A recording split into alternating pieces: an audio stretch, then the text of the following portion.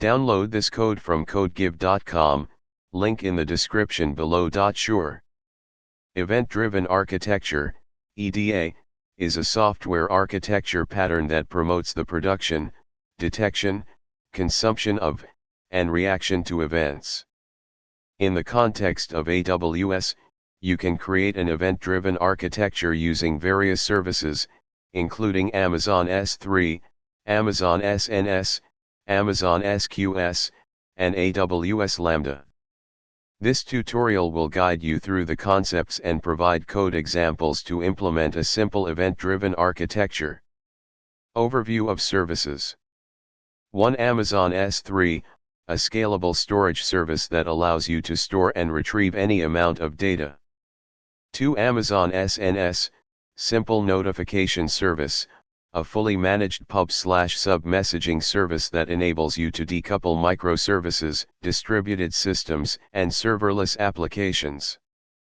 3. Amazon SQS, simple queue service, a fully managed message queuing service that enables you to decouple and scale microservices, distributed systems, and serverless applications.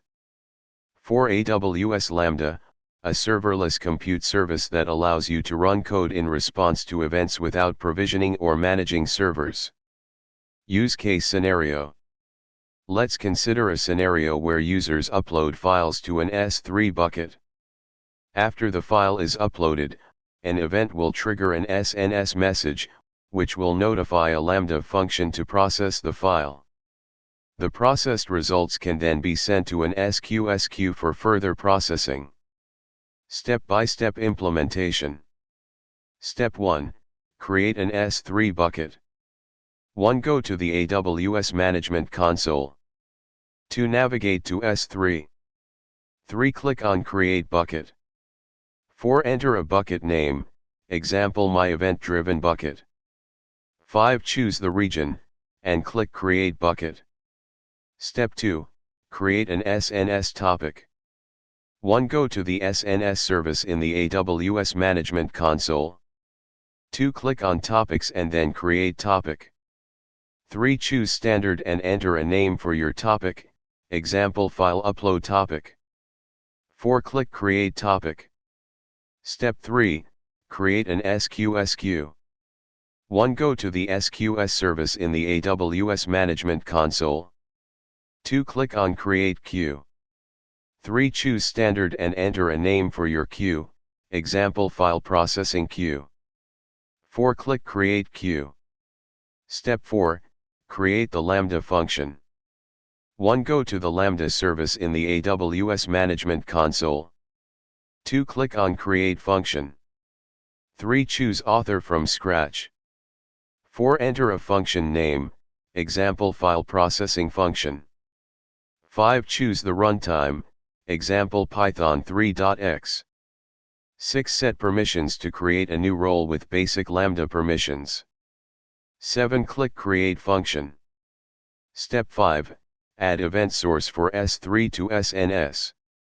1. Go back to the S3 bucket you created.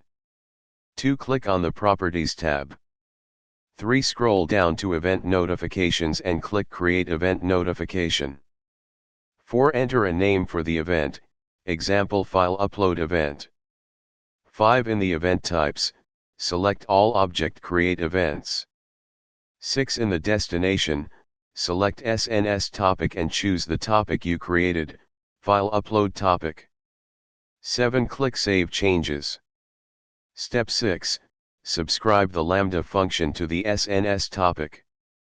1. Go back to the SNS service and select your topic, File Upload Topic. 2. Click on Subscriptions and then create subscription. 3. For Protocol, select AWS Lambda. 4. For Endpoint, select your Lambda function, File Processing Function. 5. Click Create Subscription. Step 7. Implement Lambda function code. Here's an example Python code for the Lambda function that processes the uploaded file and sends a message to the SQS queue. Step 8. Triggering the workflow. 1. Upload a file to your S3 bucket, My Event-Driven Bucket. 2. Check the logs in CloudWatch for the Lambda function to see the processing and verify that a message was sent to the SQS. Conclusion.